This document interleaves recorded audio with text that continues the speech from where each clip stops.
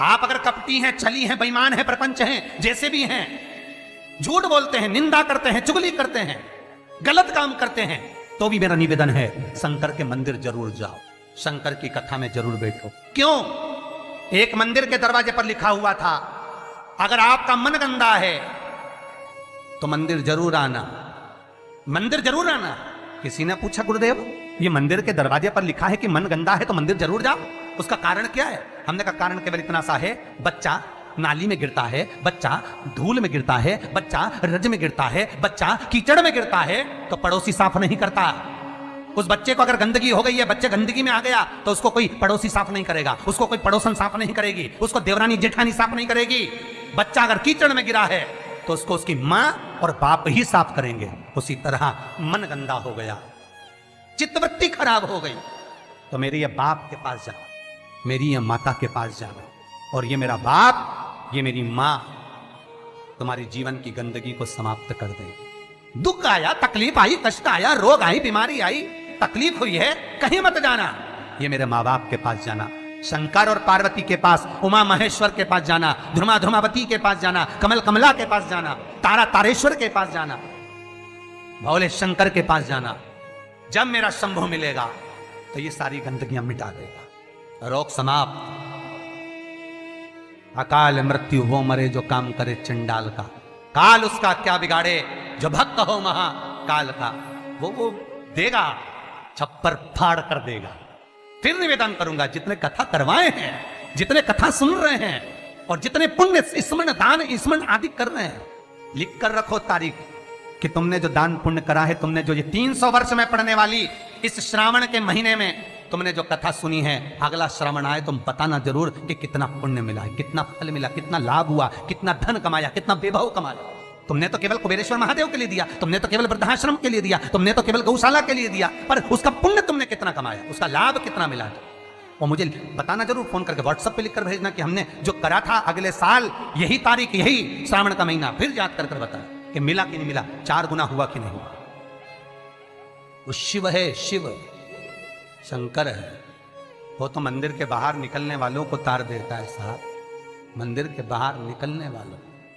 कितना सुंदर है, एक चरित्र आता है लिंग पुराण के अंतर्गत, एक सेठ मर गया, बड़ा कंजूसड़ा था, बहुत कंजूस, कभी जिंदगी में ना दान करा, ना पुण्य करा, ना सत्कर्म करा, ना भजन करा, ना कीर्तन करा, मंदिर की जगह को भी अपना बना लिया, सारी जगहों को घेर कर अपना बनाया, बावड़ी तालाब कुएं का पानी अपनी जमीन पर ले जाता, बहुत लालची था, बहुत लोभी, बहुत लोभी।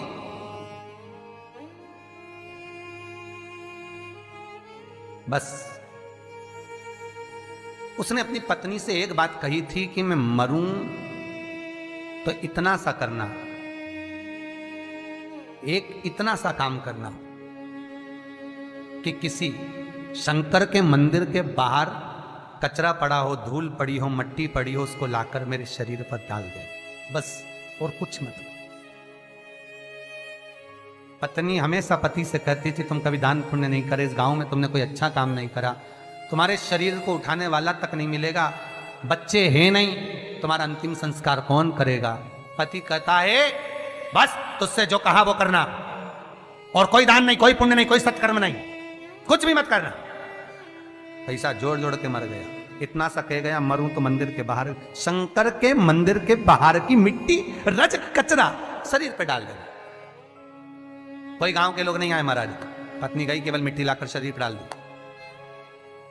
लिंग पुराण कहती है भगवान शंकर के गण स्वयं नीचे आए, गांव के लोगों का रूप रख लिया, उसका अर्ची तैयार करी, शिवधाम अर्थात शमशान लेकर गए। तो पत्नी पूछती है तुम कौन हो? गांव के लोग तो आए नहीं, तुम हो कौन?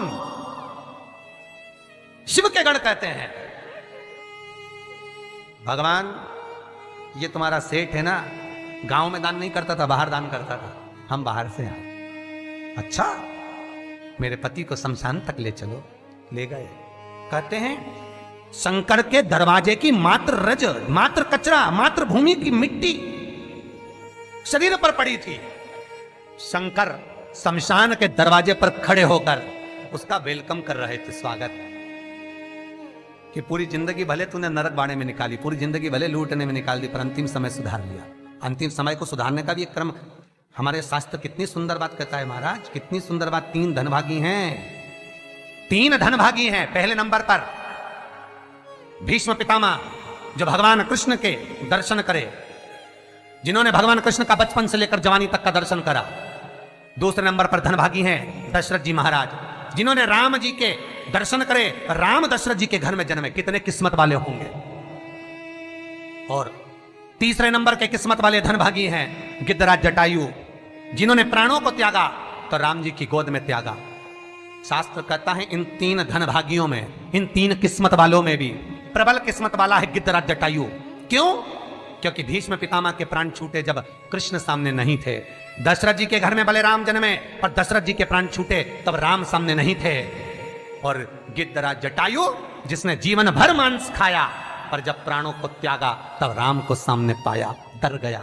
बचपन गया जाने दो, जवानी गई जाने दो, अधेड़ी गई जाने दो, पर बुढ़ापा मत बिगड़ने देना। बुढ़ापे में शंकर के चरण पकड़ लेना,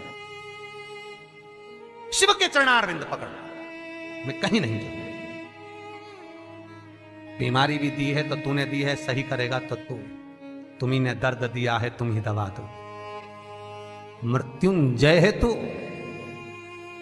जगत का भोलानाथ है तू,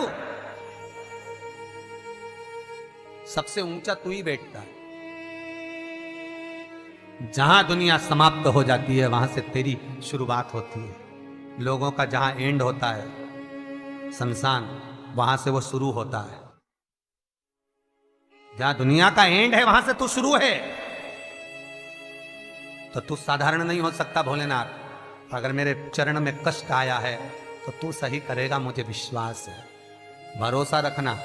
रोज शंकर के मंदिर के दरवाजे पर बैठकर शंकर पर 5 बेलपत्र चढ़ाकर, 1 बेलपत्र उठाकर चबा चबा के उसके ही दरवाजे पर खा, घुटने भी सही कर देगा, शरीर भी करेगा। बस उस पर विश्वास,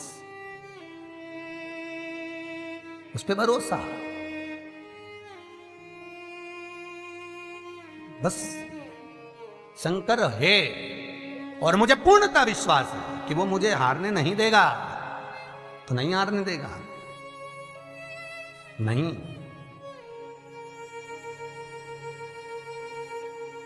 वो जीतने का लक्ष्य तत्व शिव ही दे सकता है, दूसरा नहीं। शंकर के सिवा कोई नहीं हो सकता महाराज।